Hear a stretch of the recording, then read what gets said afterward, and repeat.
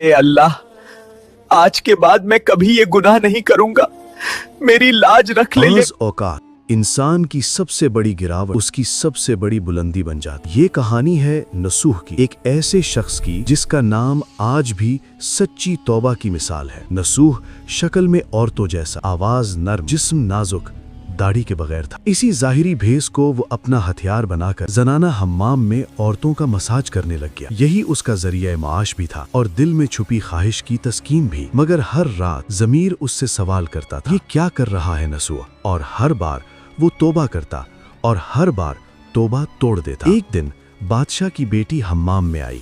Massage کے بعد اس کا ایک قیمتی ہیرا گم ہو گیا۔ شہزادی نے حکم دیا سب کی تلاشی لی جائے۔ نصوح بہت گھبرا گیا۔ بدنامی، رسوائی اور زندگی کی بربادی آنکھوں کے سامنے تھی۔ وہ ایک کونے میں چھپ گیا اور پہلی بار دل سے رو پڑا۔ اللہ، آج کے بعد میں کبھی یہ گناہ نہیں کروں گا، میری لاج رکھ لے۔ دعا ابھی مکمل بھی نہ ہوئی کہ باہر سے آواز آئی، نصوح کو چھوڑ دو، ہیرا مل گیا ہے۔ آنکھوں میں آنسو اور دل میں سکون۔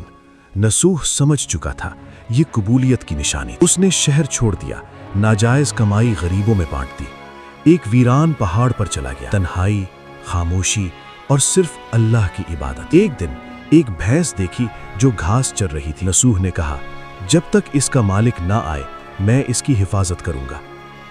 چند دن بعد پیاس سے نڈھال ایک تجارتی قافلہ آ پہنچا۔ نصوح نے اسی بھینس کا دودھ سب کو پلایا۔ سب سیراب ہو گئے۔ متاثر ہو کر تاجروں نے قیمتی تحائف دیے۔ نصوح نے ان پیسوں سے کنواں کھدوا۔ لوگ بسنے لگے اور وہاں ایک بستی بن گئی اور نصوح عزت کی علامت بن گیا۔ بادشاہ نصوح سے ملنے آیا، لیکن جیسے ہی بستی میں داخل ہوا بادشاہ کی روح قبض ہو گئی۔ لوگوں نے نصوح کو تخت پر بٹھا دیا۔ وہی نصوح جو کبھی چھپتا پھرتا تھا اب عدل و انصاف کا نشان تھا، اور اس نے شادی کی اسی شہزادی سے جس کے واقعے نے اسے جگایا تھا۔ ایک دن ایک شخص دربار میں آیا اور اپنی گمشدہ بھینس کا ذکر کیا۔ نصوح مسکرایا اور کہا، تمہاری بھینس میرے پاس، اور آج جو کچھ میرے پاس ہے اسی کی وجہ سے ہے۔ وہ شخص ہنسا اور بولا، نہ میں انسان تھا نہ وہ بھینس تھی، ہم دونوں فرشتے تھے۔ یہ سب تمہاری سچی توبہ کا نتیجہ ہے۔ یہ کہہ کر وہ نظروں سے غائب ہو گئے۔ اسی لیے جو توبہ دل سے کی جائے